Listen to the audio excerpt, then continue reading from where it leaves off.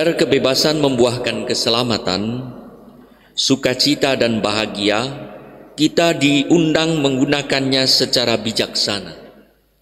Di dalam bahasa iman, kebebasan itu harus digunakan sesuai dengan kehendak Allah, yaitu menuruti suara hati dan mengikuti bisikan roh ilahi. Maka kita menyerahkan kehendak bebas kita kepada kehendak Allah untuk melaksanakan kehendak Allah. Dengan demikian kita masih bebas karena kita memutuskan untuk mengikuti kehendak Allah. Sayangnya ada orang yang menggunakan kehendak bebas untuk mewujudkan apa yang diinginkannya, sekalipun mungkin tidak mengantar pada keselamatan, tetapi bisa jadi hanya dapat memberikan kenikmatan dan kemudahan saja. Jika ada sesuatu yang tak sesuai dengan keinginannya, ia tak mau mendengarkan, apalagi melakukannya. Para pendengar Yesus ngomel karena perkataan Yesus tidak sesuai dengan pikiran dan keinginan hatinya. Yesus tegas menyatakan kebenaran dirinya sebagai roti kehidupan yang tak dapat ditawar-tawar.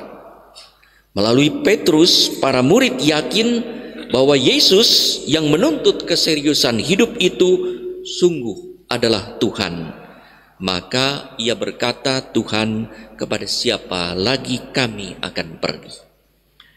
Saudara-saudari yang terkasih, ajaran gereja Katolik apa yang keras di telinga kita, yang tidak sesuai dengan keinginan kita, yang tidak sesuai dengan harapan dan pikiran kita? Ada orang yang mengalami krisis berkaitan dengan ekaristi, lalu menjadi antipati pada ekaristi. Kita bersyukur pada misa offline hari ini pertama, gereja penuh. Tadi pagi juga penuh. Luar biasa. Saudara-saudari rindu akan perayaan ekaristi sebagaimana difirmankan Tuhan. Tapi ada orang yang tak puas pada gereja, maka pindah agama atau pindah gereja, lalu mulai juga menjelek-jelekan gereja. Ada juga dari mereka yang kembali karena ajaran ekaristi dan ada ajaran-ajaran lain yang tidak sesuai. Saudara-saudari yang terkasih, bangsa Israel mengalami kekecewaan hingga bersungut-sungut. Yosua, sang pemimpin, tampaknya frustrasi juga hingga ia memberi pilihan untuk mencari Tuhan lain. Silakan pergi cari Tuhan lain atau berbakti kepada Allah. Namun akhirnya mereka sadar akan kebesaran dan kebaikan Allah hingga mereka pun memutuskan untuk memilih Allah. Dalam Injil, para pendengar Yesus bersungut-sungut karena tak mau dan tak mampu menerima ajaran Yesus sebagai roti kehidupan yang adalah ekaristi, tubuh Kristus yang menjadi makanan rohani bagi para muridnya kelak.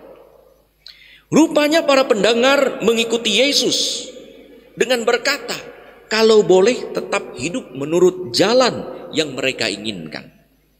Yesus justru tidak meninabobokan mereka di dalam hidup lama, dalam status quo, tetapi mau mengantar mereka keluar dari jalan hidup lama, masuk pada jalan keselamatan, yaitu dengan makan dagingnya. Keras sekali terdengarnya.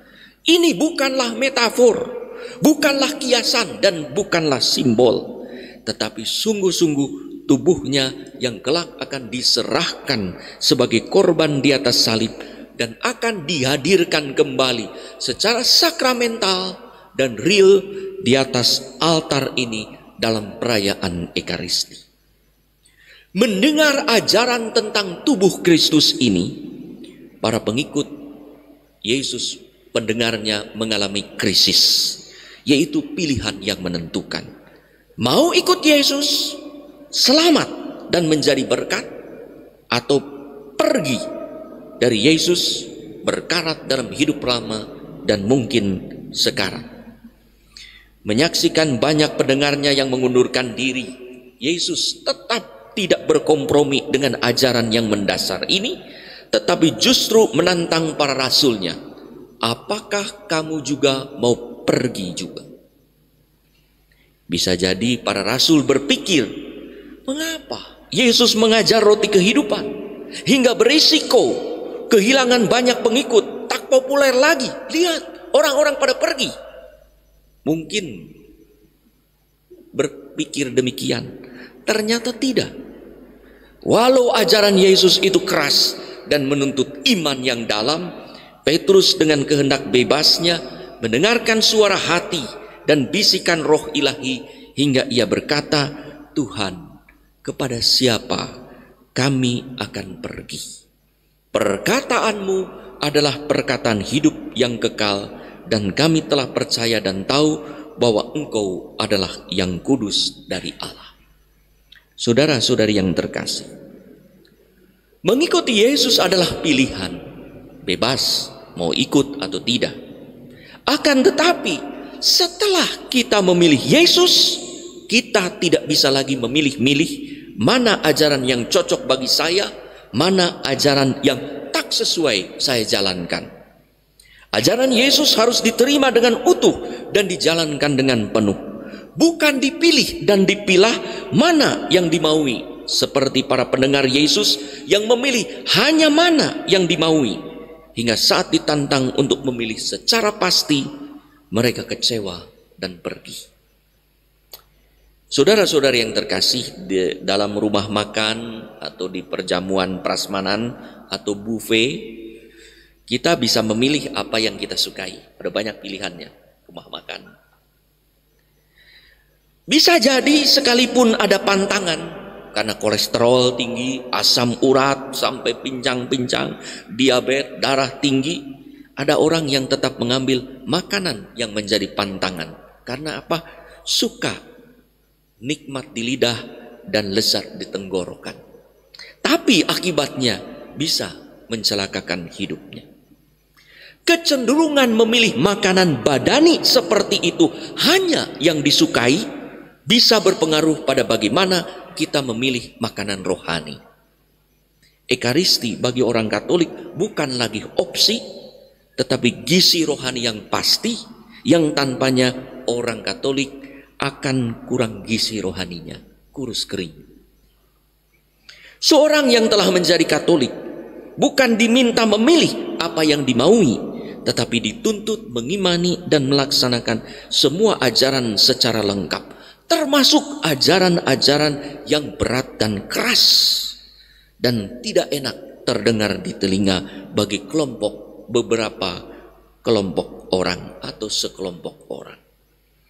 Monogami seumur hidup, perkawinan tak terceraikan, anti aborsi, iman akan ekaristi, pengampunan, sakramen pengampunan dosa lewat imam, pembelajaran agama, dan masih banyak ajaran-ajaran lain yang mungkin menyebabkan orang pergi meninggalkan gereja Katolik, atau tidak pergi tetapi berkompromi dengan dirinya sendiri hingga tak sungguh Katolik. Memilih mana yang cocok, mana yang tidak. Kalau cocok dijalankan, kalau tidak diam-diam tidak dijalankan.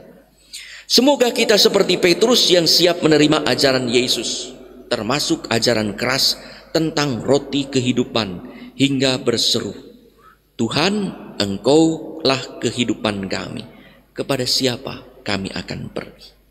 Gereja Katolik adalah jalan terbaik yang telah saudara-saudari pilih.